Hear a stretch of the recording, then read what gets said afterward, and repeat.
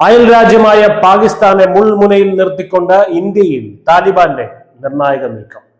ഡൽഹിയിൽ അഫ്ഗാൻ എംബസിയിൽ 5 വർഷത്തിന് ശേഷം താലിബാൻ ഭരണകൂടത്തിന്റെ സ്ഥിരം പ്രതിനിധി എത്തുന്നു.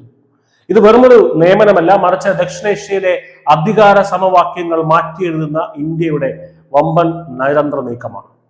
ഇസ്ലാമാബാദ് ഭയപ്പെട്ട ആ മാറ്റം ഇപ്പോൾ സംഭവിച്ചിരിക്കുന്നു. താലിബാൻ വിദേശകാര്യ മന്ത്രാലയത്തിലെ കരുത്തനായ മുഫ്തി നൂർ അഹമ്മദ് നൂർ ആണ് ഡൽഹിയിൽ ചുമതലയേൽക്കുന്നത്.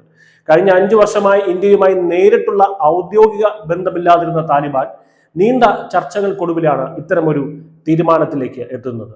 2020 അധികാരം പിടിച്ചെടുത്തതിന് പിന്നാലെ സാമ്പത്തിക പ്രതിസന്ധി ചൂണ്ടിക്കാട്ടി എംബസിയുടെ പ്രവർത്തനം താൽക്കാലികമായി നിലച്ചിരുന്നു. എന്നാൽ ഇപ്പോൾ സ്ഥിതി മാറി.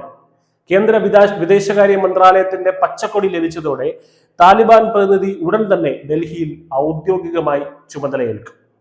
ഏറ്റവും ശ്രദ്ധേയമായിട്ടുള്ള കാര്യം എന്താണെന്ന് പറഞ്ഞാൽ, എംബസിയിൽ നിലവിലുള്ള ജീവനക്കാർ തന്നെ തുടരുമെന്നതും പഴയ അഫ്ഗാൻ പതാക തന്നെ അവിടെ നിലനിർത്തും എന്നതുമാണ്.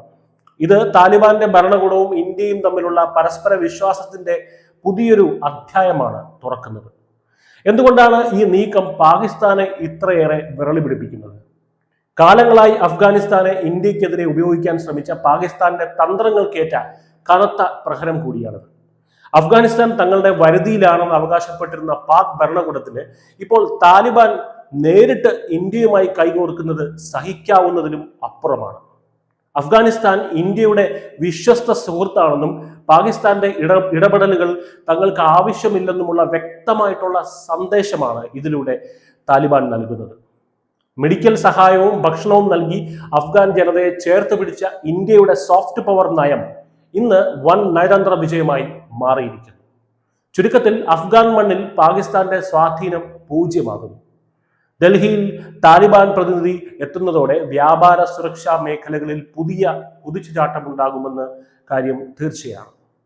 ഭാരതത്തിന്റെ നയതന്ത്ര വിജയം ലോകത്തിന് മുന്നിൽ ഒരിക്കൽ കൂടി തെളിയുകയാണ്. News desk news India Malayalam.